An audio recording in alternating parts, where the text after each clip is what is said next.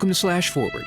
In this episode, we're going to zip through the made-for-TV classic, Dark Night of the Scarecrow. If you find yourself in need of tips on how to remain on the outside of an active threshing machine, please consider subscribing to the channel. Let's get to it. We open on Bubba, a simple man with the mind of a child. He's been befriended by Mary Lee, and the two of them are singing and playing in a field of wildflowers. They finish their neck wreaths, and she insists on the customary cheek kiss that accompanies such a gift. Unfortunately, this lewd act is witnessed by Old Man Otis, the bird-watching postman, who immediately scurries off to relish in the tasty drama sure to ensue from this news.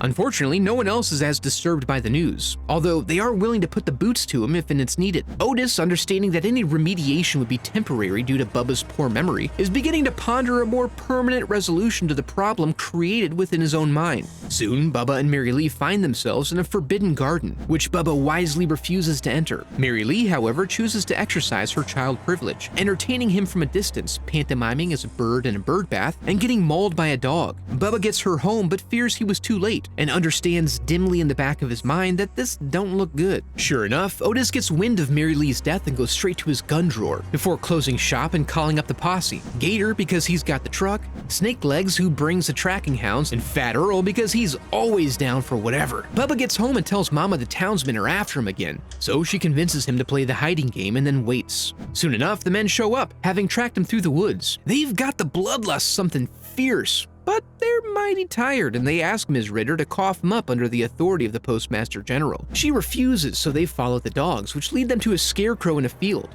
Seeing the scarecrow's got eyes, Otis leads his men in the time-honored tradition of enacting vigilante justice. This is then followed by the time-honored tradition of learning they were overeager and got it completely wrong, as the culprit was a dog, and it wasn't actually that bad. Mary Lee is fine and recovering at the clinic, and so Otis attempts to cover their tracks, right as a strange wind blows through.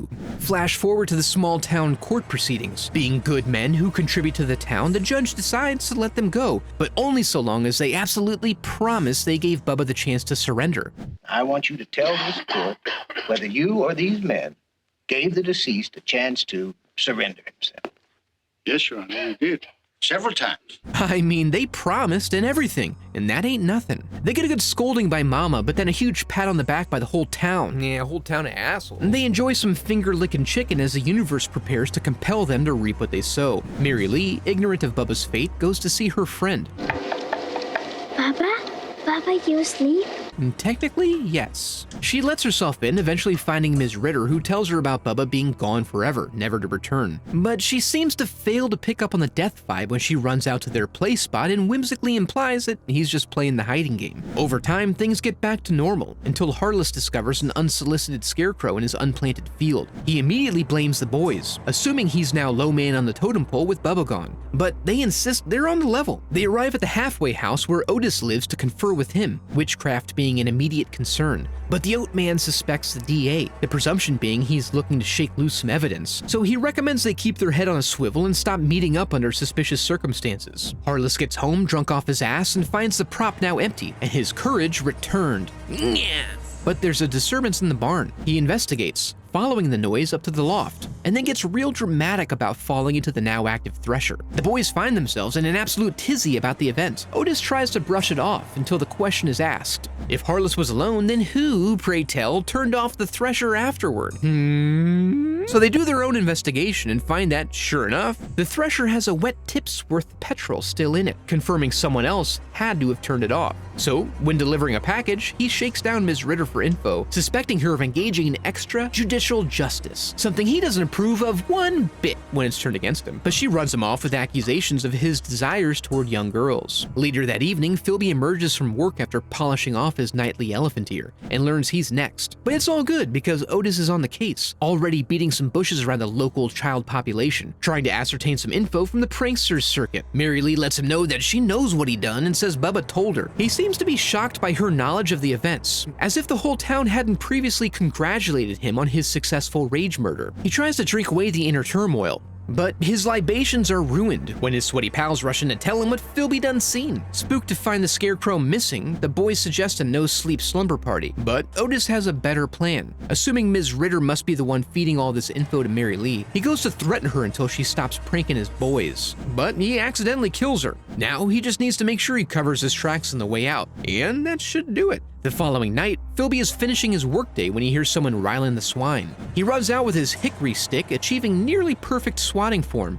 However, when he sees a figure in his office, he's drained of courage and very intelligently locks himself in the grain silo. And then it's corn for dinner. Hope you like corn. Looks like corn's back on the menus, boys. Or something. Otis breaks the news to Skeeter, who loses his damn mind. But he manages to bring him back down and convince him they need to rule out Bubba himself as the culprit. So they go to the cemetery for some good old-fashioned desecration. With the body present in the coffin, Otis is now convinced it must be Mary Lee what's behind these shenanigans, and Skeeter again unravels. Otis promises to go to the police to placate him right after he gets done closing up their casket and filling the hole. While distracted with this task, Otis reveals his actual designs to have Skeeter keep Bubba company in perpetuity. He then drives home drunk and runs off the road to avoid Mary Lee, then pursuing her into the pumpkin patch. When he lays hands on her, Bubba gets summoned. He magically pilots the tractor in Otis's general direction, with Otis now left to assume the culprit must be Sam the DA, since everyone else is either dead or accounted for, and he pleads with him to be reasonable. Instead, he's served a dose of poetic justice, as he's run down slowly until he impales himself on a pitchfork, representing what will become the final service of retribution through forced accident. The movie then ends with Bubba's calming reassurance from Mary Lee that there's nothing to fear in life, because the afterlife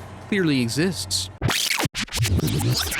I wasn't expecting to have a couplet of movies this week anchored around grown men with the mental capacity of a child, but it makes for an interesting comparison because the disparity in quality between this film and Unhinged is staggering. Dark Knight of the Scarecrow has one of the most structured and well thought out scripts I've ever broken down. Kudos to everyone involved in making this TV movie. If you enjoyed the video, I'd love for you to become a part of the channel by subscribing. Thanks for watching.